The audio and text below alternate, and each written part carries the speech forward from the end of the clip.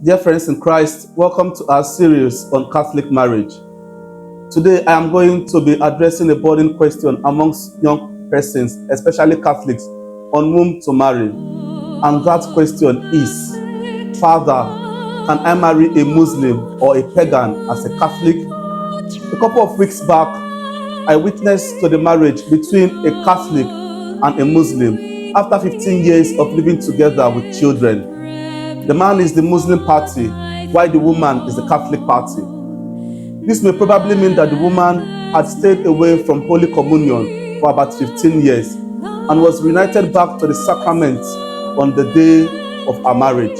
Catholic couples who have not had their marriages blessed and ratified in the Catholic Church are assumed to be living in sin, and they can neither go for confession nor receive the sacrament of the Holy Eucharist, that is Holy Communion. This is the reason I said she must have stayed away from Holy Communion for 15 years. Her case is not in isolation at all, because there are many couples living in this kind of union today. Even a one-time governor of Lagos State is a Muslim, while the wife is a practicing Catholic, and he got married to her in the Catholic Church, allowing her to practice her Catholic faith freely, just like the case I already cited. Before the end of that mass, I had to thank the man for agreeing to get married to his wife in the Catholic Church and allowing her to return to the sacraments. So, while the Catholic Church has always discouraged the marriage between a baptized Catholic and another who is not baptized because of the danger it poses to the faith of the Catholic Church and the upbringing of their children in the Catholic faith, she, however, makes provision for this kind of marriage and grants a dispensation to the Catholic party to enter this kind of marriage under the following one: that there will be sufficient assurance that the proposed marriage will not pose any threat to the faith of the Catholic party or deprive the Catholic party of practicing their Catholic faith effectively. 2, that the children from this marriage will be raised in the Catholic faith and receive Catholic baptism. 3, even though the non-Catholic party is not required to make any promise, but he or she must be aware of the promises made by the Catholic party. 4, both parties must be aware and accept the essential ends and properties of marriage. We shall talk about this in our next series. 5, if this declaration and promise are not made, a dispensation from the impediment of this kind of marriage, known as disparity of court, is invalid.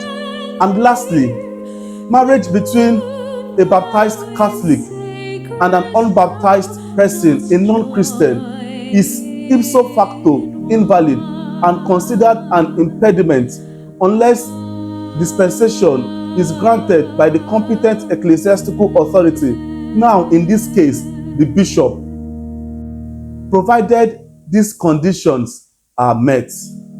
In other words, if you are a baptized Catholic married to a non-Christian without obtaining this dispensation or meeting these conditions, your marriage is invalid. In case you find yourself in this kind of union, kindly appeal to the non-Christian party to undertake these conditions, which do not pose any threat or danger at all to their faith or religion. Tell them their counterparts are doing it for the love of their partners and encourage them to do so. And also send this video to them. Also, if that guy who has slided into your DM is a Muslim or a pagan and you're a Catholic and you really love him, don't drive him away anymore nor snub him. You know better now. Just present these conditions to him. If he agrees, then you are on the road to your own happy marriage too. If also, as a Muslim guy, that girl is refusing your proposals because of the differences in your religion, she claims to be a Catholic and cannot marry a Muslim, and she really loves you and you love her, just send this video to her too. If you enjoyed and learned from this video, kindly give a follow, like, share to as many persons as possible for more interesting series like this on the teaching on Catholic marriage. See you next time. God bless you. Bye-bye.